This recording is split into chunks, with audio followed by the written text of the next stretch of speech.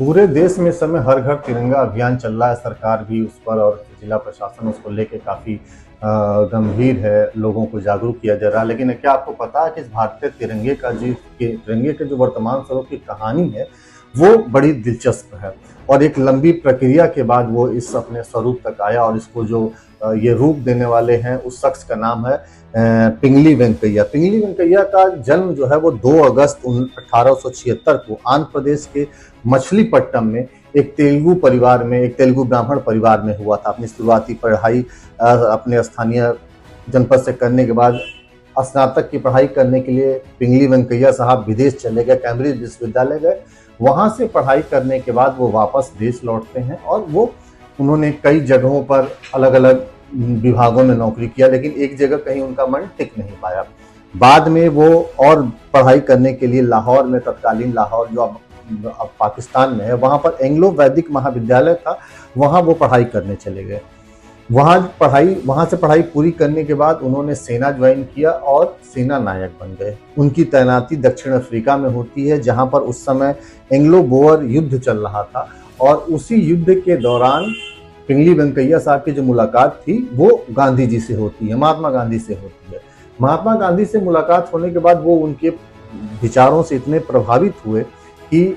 वो सदा सर्वदा के लिए हिंदुस्तान लौटने का उन्होंने फैसला किया और वो आके यहाँ हिंदुस्तान आके स्वतंत्रता संग्राम सेनानी बन गए। यहाँ आने के बाद उनके मन में हमेशा ब्रिटिश झंडे को देख के एक टीस होती थी कि अपने देश का भी एक झंडा होना चाहिए था।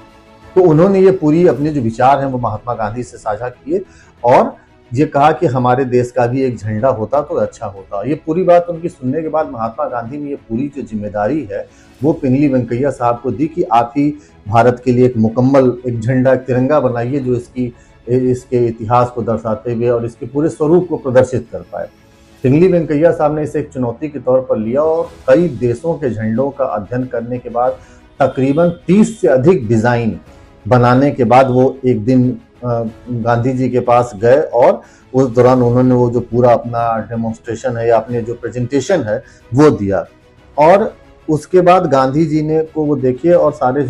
उस झंडे को इसके इस डिजाइन को देखने के बाद कांग्रेस की एक मीटिंग में इसे सहमति प्रदान की गई गांधी जी की अनुमति से कि हाँ ये भारत का तिरंगा हो सकता है और फिर इसे वो फाइनल रूप देने के लिए कहा गया। उसी दौरान एक प्रस्ताव पारित करके एक जो उसमें पहला जो बदलाव था वो ये किया गया कि उस समय पिंगली वेंकैया साहब ने जो डिजाइन किया था उसमें केसरिया की जगह लाल रंग था, तो बाद में उसे लाल रंग को हटा के केसरिया रंग किया गया और बीच में अशोक चक्र की जगह पहले वो चरखा हुआ करता था। बाद में 22 जुलाई 1947 को संविधान सभा की बैठक हुई, उसमें एक प्रस्ताव पारित हुआ। पिंगली वेंकैया साहब के उस डिजाइन को राष्ट्रीय ध्वज के रूप में सहमति मिली और जो एक पुनः संशोधन हुआ वो ये रहा कि वो चरखा हटा के वहां पर अशोक चक्र बना दिया गया। अशोक चक्र को उसमें जगह दी गई सफेद पट्टी पर और इस तरह से आज जो राष्ट्रीय ध्वज है हमारा, जो तिरंगा है, विश्व विजयी तिरंगा प्यारा जिसे हम कहते हैं, उसका जो ये वर्तमान स्वरूप है उसकी दास्तान कुछ यूं रही और तब जाके वो भारत की पहचान बन सका तिरंगा। हालांकि आज़ादी के बाद पिंगली वेंकैया साहब, जिनका इतना बड़ा योगदान था इस तिरंगे के लिए, वो एक गुमनामी का जीवन जीते रहे और 1963 में बिजयवाड़ा में एक सामान्य तौर पर जीवन जीते हुए उन्होंने आखिरी सांसें ली और उनका निधन हो गया। बाद के दिनों में बहुत समय तक तो लोग पिंगली वेंकैया नाम को जान भी नहीं रहे थे। वर्ष 2009 में भारत सरकार ने उनके नाम पर एक डाक टिकट जारी किया और उसके बाद जाके पिंगली वेंकैया साहब को एक मुकम्मल पहचान मिल सकी। तो आज़ादी के इस स्पेशल एपिसोड में हम आपसे साझा कर रहे थे ये तिरंगे की कहानी कि जो आज हमारा तिरंगा है उसको इस वर्तमान स्वरूप में कैसे तो आ सका। तो धन्यवाद।